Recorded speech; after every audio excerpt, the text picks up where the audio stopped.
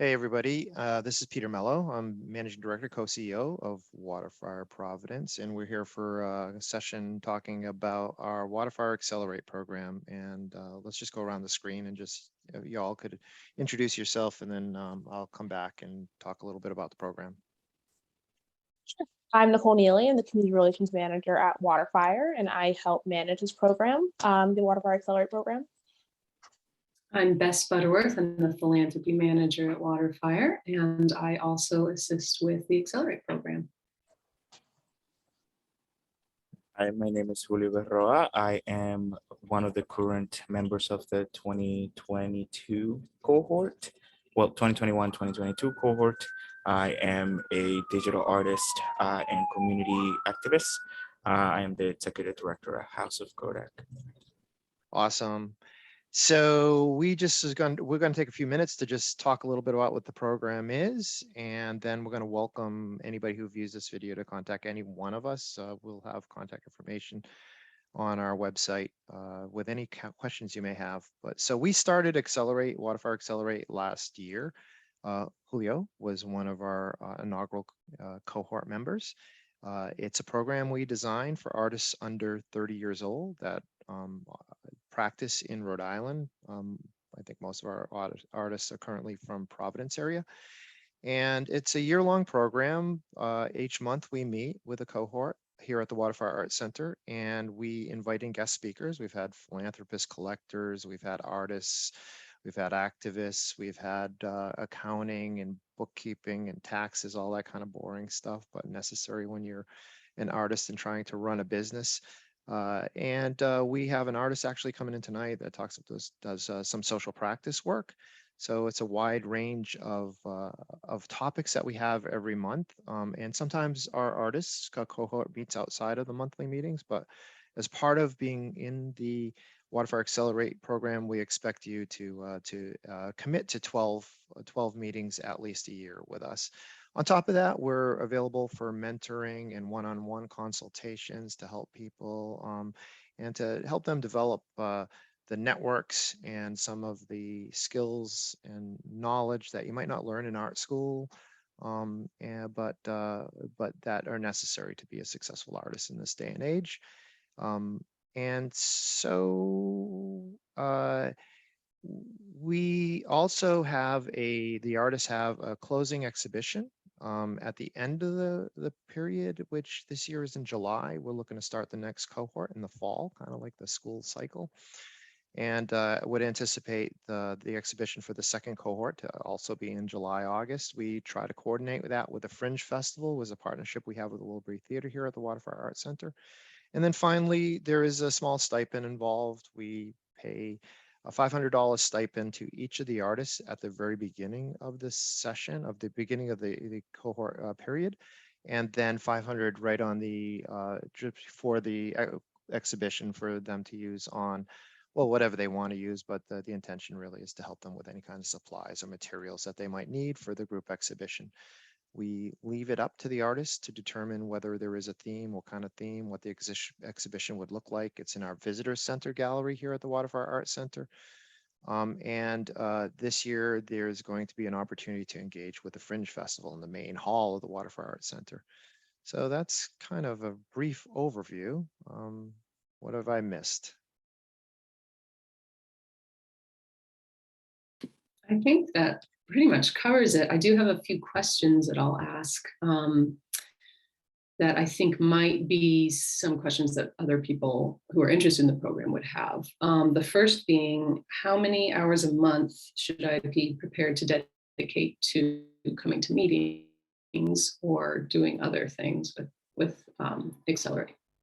Yeah, so the monthly meetings, I think we've been about an hour and a half. We're pretty open for to work with the next cohort as we did with this cohort to kind of design the program that works most successfully. So I think an hour and a half meeting is usually a time period that works for most people. We do recognize that most of our artists are very busy people, that they have other jobs, other opportunities, other responsibilities, I should say, in the community. And we don't want to make this an onerous commitment on anybody's part, but we do have an expectation that there will be a commitment made. The other thing I should have mentioned too is we provide opportunities for these artists to represent themselves out into the community and sell goods and sell their stuff. So we obviously have the WaterFire store here at the WaterFire Art Center, but just this weekend we had our first WaterFire of the season, and one of our cohort members, Eason Altoris, had a booth at the WaterFire in our artist uh, shops, our artist village on the plaza, and art market on the plaza, and was very successful. She got the opportunity to not only sell stuff, but to engage thousands of people over the course of an evening. So that's just another opportunity that our artists have. But as far as commitments, it's probably about at a minimum, an hour and a half a month for the meetings. And then, like anything in life, the more you put into it, the more you get out of it. So if you want to invest more of yourself into it, you want more time with us individually, you want to, this cohort, the first cohort, has spent a lot of time independent of our direction. They meet for dinner and they've gone out for drinks and they discuss their exhibition. So that's all outside of what they do with us here at the WaterFire Art Center. And Julio, Awesome. That was actually my question. Julio, you have any insights on the time commitments or anything? How's that work for you?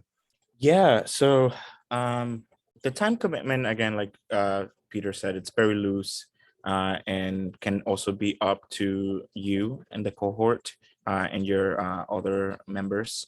For us, we have both taken the liability to go out and like get to know each other outside of the meeting spaces. We have gone to bars, like Peter said, like especially the Cortland Club. That was like one of our frequent meeting spots. There we will talk about all the crazy things that we're doing, and also about our lives, and also how we are feeling in terms of the program, in terms of our own art practices, and like how we want to move forward with our things. And we piggyback from each other, and we also give each other advice on things that we feel like need advice, or when advice is asked, we also give it. We have gone to museums together as part of the group.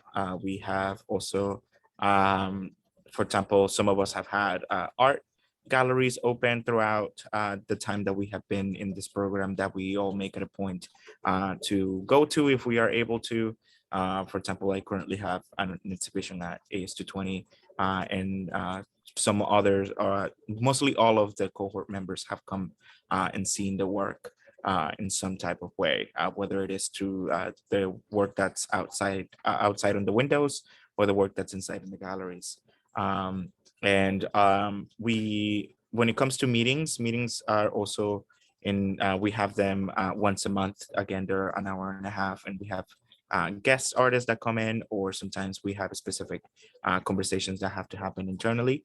And you can come in person, you can come in through the phone, or you can come in through Zoom.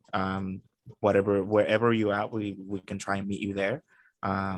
It's very laid back. We're not like, oh, if you don't come, you're going to be taking off the cohort. No, that's not how it works. We try to be as flexible as possible. Yeah. So I have go ahead, Peter. So I was just going to say, we do look for artists who are committed to their practice, who are really produce and make art.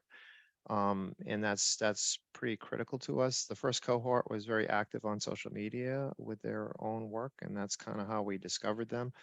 But that's not a requirement necessarily, but we do look for a firm commitment for people to participate in the program. As much as flexible as we are, we have an pretty high expectation.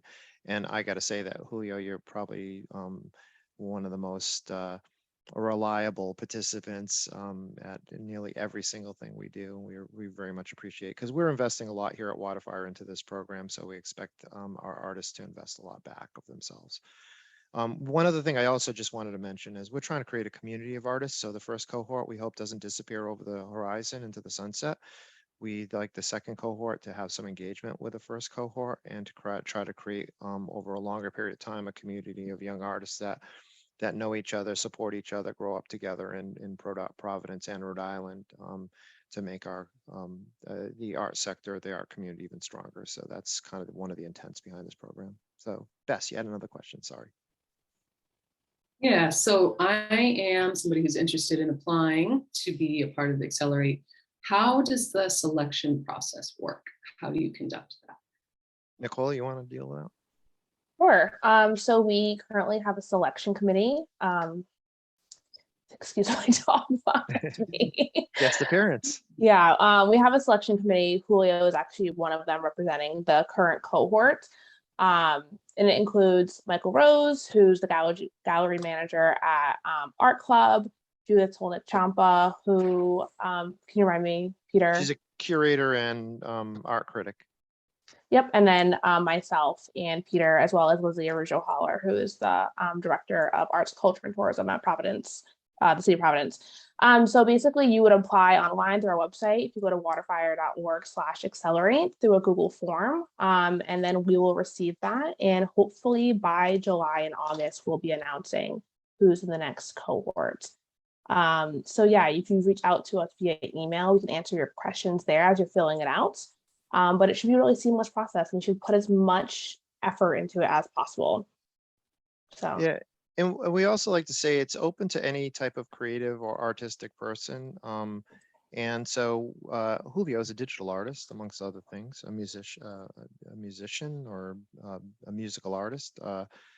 We have painters, we have illustrators, we're open to curators, we're open to dancers, we're open to performance artists, we're open to a wide range of practicing fine and creative artists.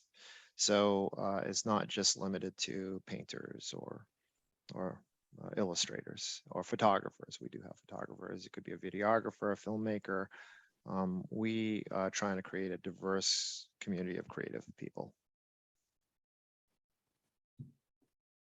Great. I think another thing too that we should mention is, aside from all the amazing community leaders that come to, have open discussions with the cohort, WaterFire staff is also available to help you make connections, to review resumes, to help you do whatever you need to do to really go out into the art world as confident as you can. So we are also a major resource for participants.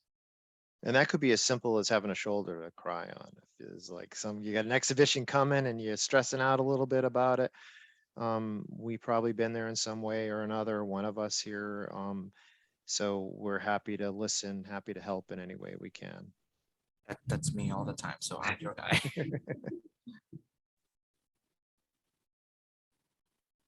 Yeah. So anybody have any other thoughts you feel we should share with anybody who's interested in this program? I think another important piece, if you're looking for more info, is to go to our Instagram, waterfire.accelerate. You can also ask more questions in the story if we didn't answer something today and you want something directly answered quickly. But that also is a little insight of kind of what we do or how we could market you if you're in the next cohort. So yeah, hop over there if you have any more questions. Yeah, and this is a program that has a lot of flexibility. We've told the first cohort we're making it up as we go along together. Like this is not something that has a strict curriculum in any way, shape, or form. This is not anything to do with art school. It has nothing to do with your practice or your critique of your work or anything like that. It's more about the other elements of the life of being an artist and how you can get some support, how you can kind of understand how the community works, how the market works. In some ways, we're learning from successful practicing artists. We're learning from collectors and curators. We're all learning together in this. And I would imagine the next cohort will have their imprint on how this program develops. So we're very flexible with respect to what it might look like. At the end of the day, we're looking to bring together 5 people who are committed to their practice, who want to be part of a community and want to kind of take it to the next level. So anything else? Any closing comments, thoughts, ideas, other than get out there and apply? Yeah, apply. It's a great opportunity. So we hope to see many applicants. If before applying, you want to talk to someone who is in the cohort, please reach out to me. I'm always open to chat. My social media is Berroa World, BERROA World, all one word, on Instagram, Twitter, Facebook. Yes, Facebook. My own artist Facebook page. It's the brand. Got to keep the brand alive. So anywhere you want to find me, even on TikTok, it's the same username. Awesome. Well, all our contact information will be on the post, and you can always find us at WaterFire. And we look forward to seeing your applications and hopefully welcoming some of you on board for the second cohort. Ciao.